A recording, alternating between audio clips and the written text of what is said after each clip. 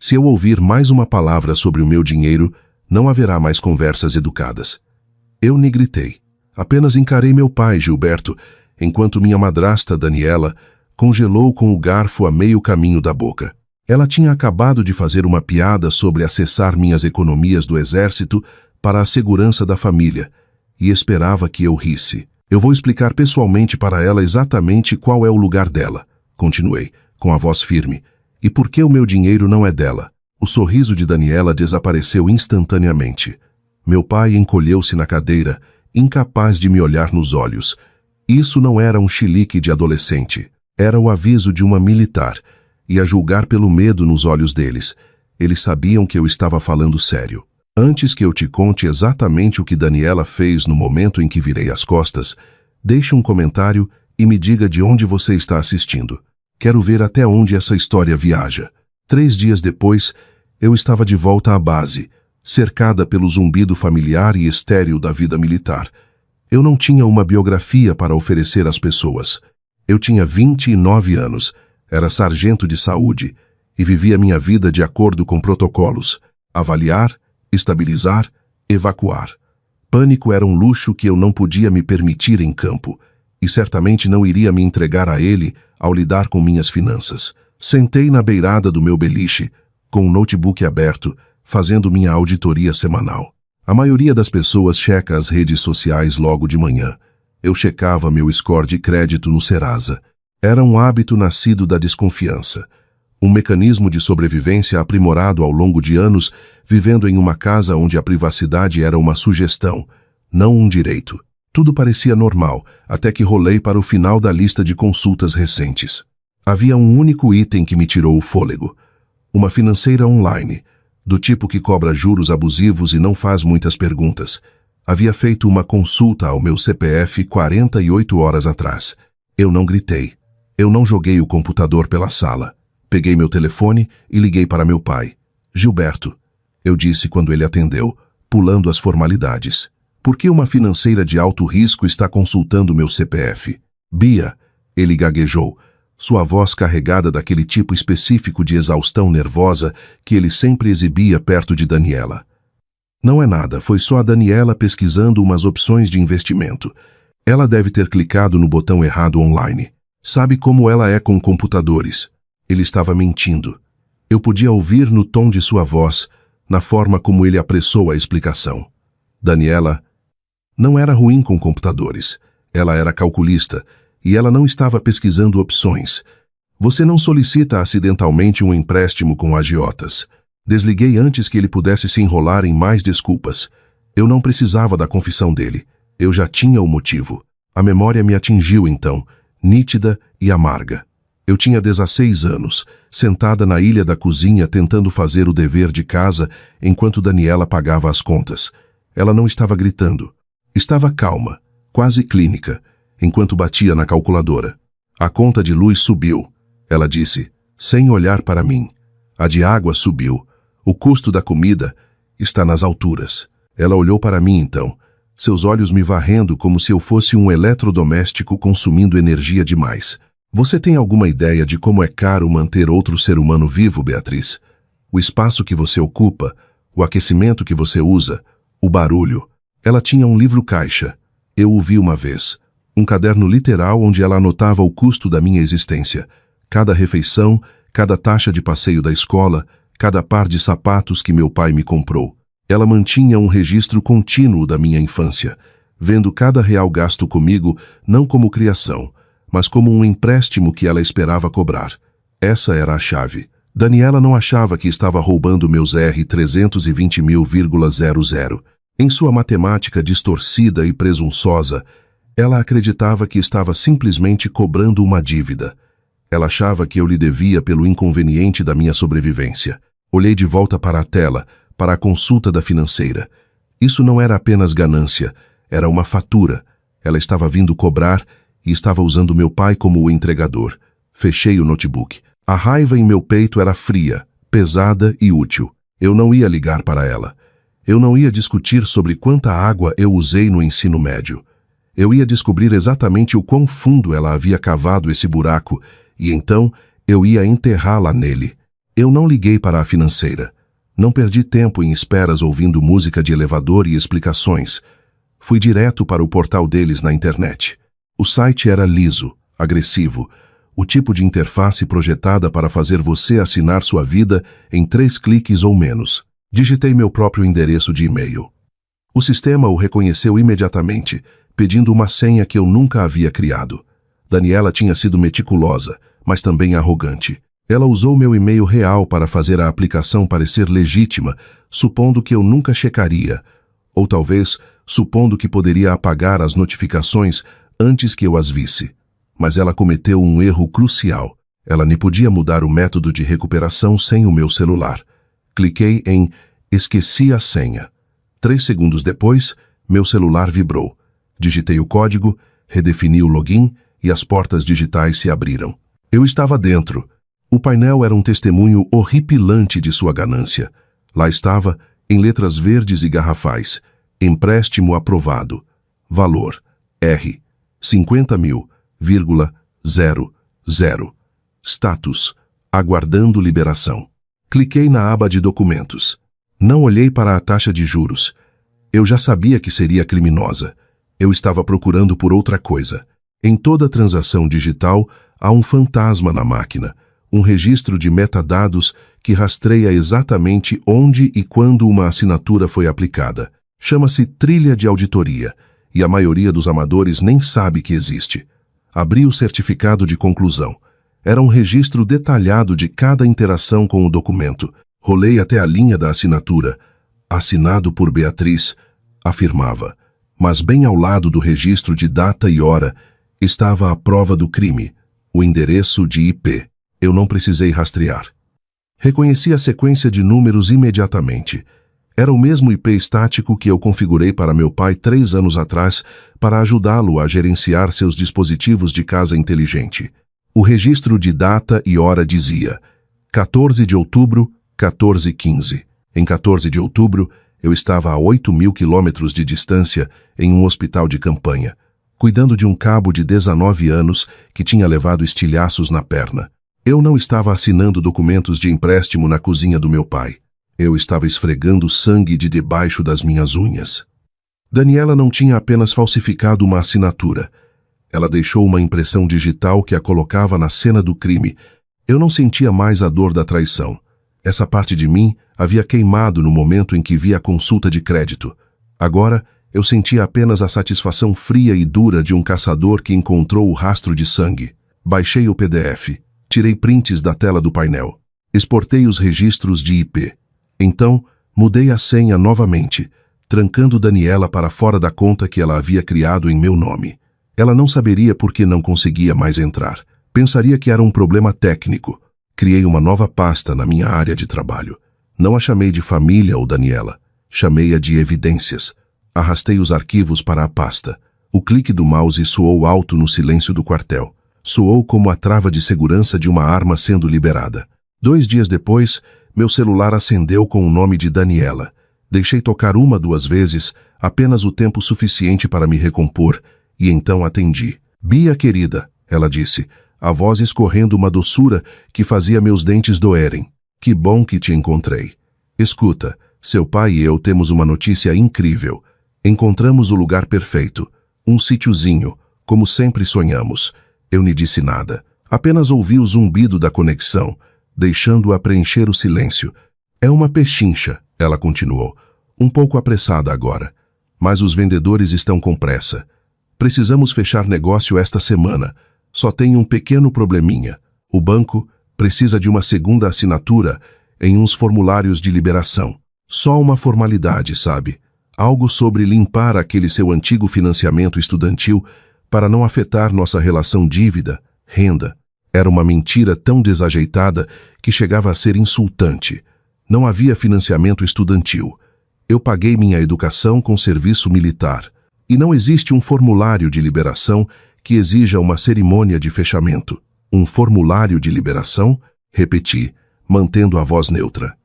"Exatamente", disse ela, confiante agora que eu não havia desligado. "Encontramos uma forma de tirar aquela consulta de crédito acidental do seu registro, mas você precisa vir para a assinatura do contrato para assinar uma renúncia rápida. Só diz ao banco que você não tem interesse no imóvel, para que eles parem de te incomodar. Ela se achava brilhante. Estava usando a própria consulta de crédito que ela gerou como isca. Estava me dizendo que estava consertando um problema que ela mesma criou, enquanto, na verdade, me atraía para assinar a escritura final da hipoteca, que vincularia o adiantamento fraudulento de R$ 50.000,00 a um financiamento de 30 anos. Se eu assinasse aquela escritura, não estaria liberando nada. Estaria aceitando a responsabilidade. Quando é a assinatura? Perguntei. Quinta-feira, às 2, disse ela. No departamento de crédito imobiliário do banco, no centro. Você consegue vir, não consegue? Pelo seu pai. Ele está tão estressado com a possibilidade de isso não dar certo. Olhei para a pasta na minha mesa. A evidência estava toda lá. Eu poderia ter enviado por e-mail para ela naquele momento. Poderia ter chamado a polícia. Mas isso seria confuso. Seria uma disputa doméstica. Ela alegaria que foi um mal-entendido, que tinha minha permissão verbal, que eu era apenas uma enteada confusa e raivosa. Eu precisava que ela se comprometesse. Eu precisava que ela se sentasse em uma sala com supervisão federal e mentisse em um documento oficial. Estarei lá, eu disse. Maravilha, ela exclamou. Ah, Bia, você é uma salvadora. Nos vemos na quinta. Ela desligou, pensando que tinha acabado de garantir sua casa de aposentadoria. Ela não sabia que tinha acabado de garantir sua indiciação. Sentei-me por um momento, ouvindo o silêncio do quartel. Meu pai não disse uma palavra durante a ligação. Ele provavelmente estava sentado ao lado dela, balançando a cabeça, olhando para os próprios sapatos. Ele sabia. Ele tinha que saber.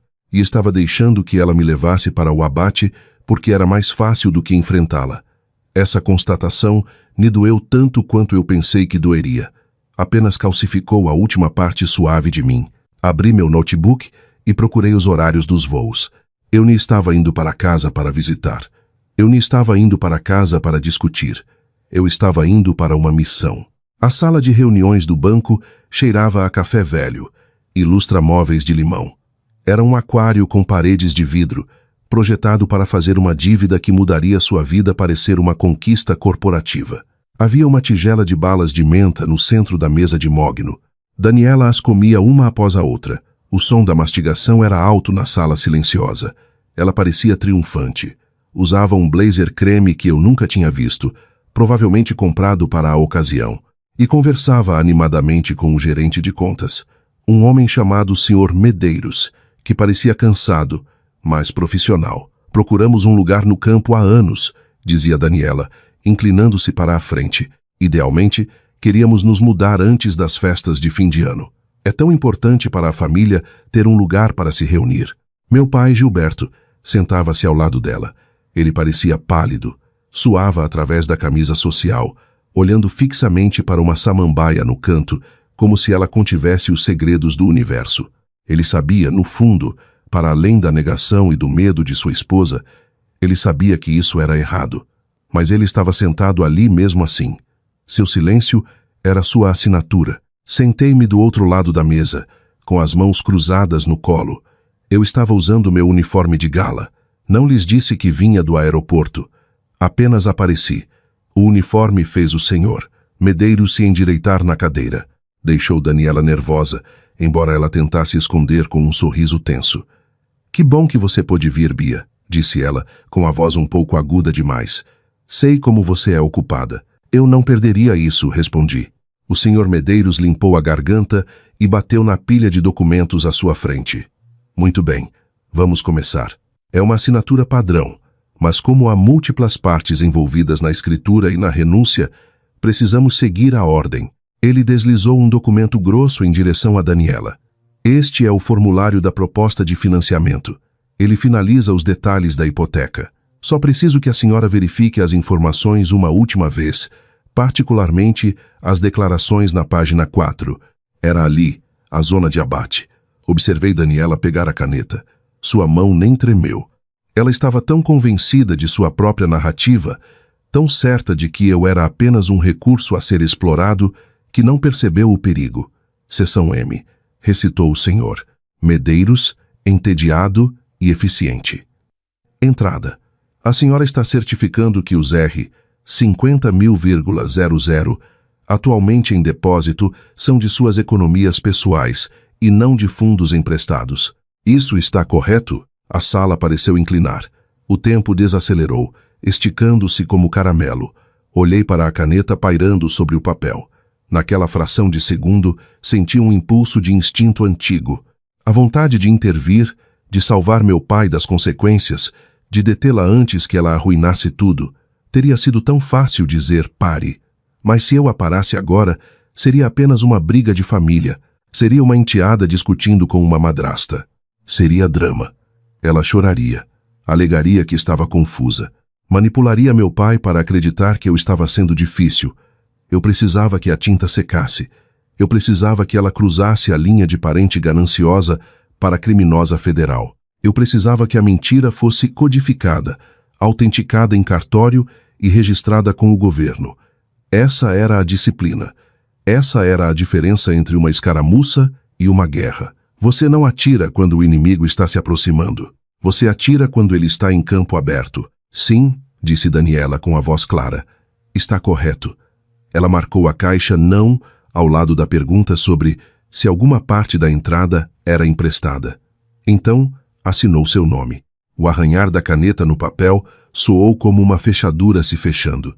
Ele passou o documento para meu pai. Ele hesitou, a mão tremendo levemente, mas Daniela cutucou seu joelho por baixo da mesa. Ele assinou.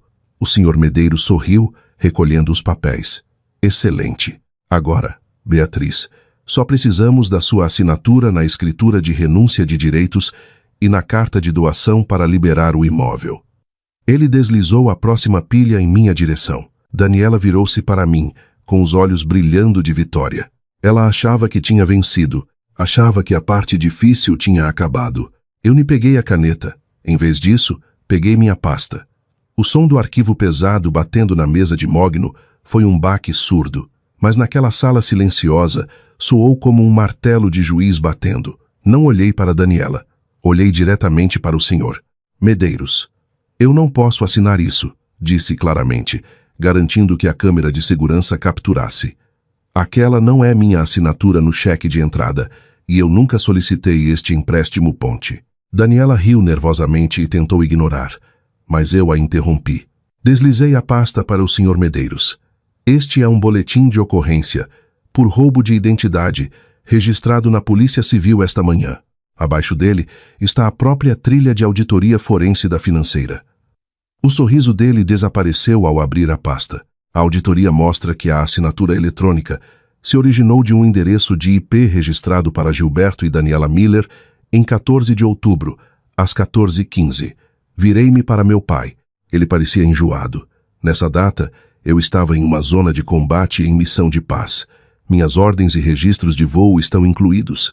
Daniela explodiu, acusando-me de mentir, mas Medeiros a interrompeu. Ele folheou os documentos, viu os registros de IP, o B, O e o formulário federal que Daniela acabara de assinar, cometendo perjúrio. Isso não é uma disputa familiar, disse ele seco. Ele olhou para mim, a compreensão surgindo. Se o senhor financiar esta hipoteca, acrescentei, sabendo que a entrada é produto de roubo de identidade e fraude eletrônica, o senhor se torna cúmplice sob a lei federal. Medeiros fechou a pasta, puxou os papéis de perto de Daniela e se levantou. A assinatura está encerrada. Esta transação está congelada. Daniela gritou. Gilberto não disse nada. Medeiros pegou o telefone. Segurança para a sala de reuniões B. E notifiquem o gerente da agência. Daniela fugiu. Eu saí calmamente, mas quando as portas do elevador se fecharam, Daniela correu para dentro e me atacou, arranhando para pegar a pasta. Eu a contive usando uma técnica de imobilização não letal, diretamente sob a câmera de segurança. Este é um limite, eu disse a ela em voz baixa. Você não o cruza mais. Quando o elevador se abriu, a segurança estava esperando. Eu a soltei imediatamente. Ela me atacou. Eu a detive para minha segurança. Eles a levaram. Lá fora, meu celular tocou. Eu não atendi. Bloqueei o número dele, o de Daniela e todas as linhas que eles tinham. Não com raiva, por autopreservação. Porque um relatório de atividade suspeita havia sido arquivado. não era mais pessoal, era federal. Daniela foi indiciada semanas depois por fraude eletrônica, falsidade ideológica qualificada, tentativa de fraude bancária e lesão corporal.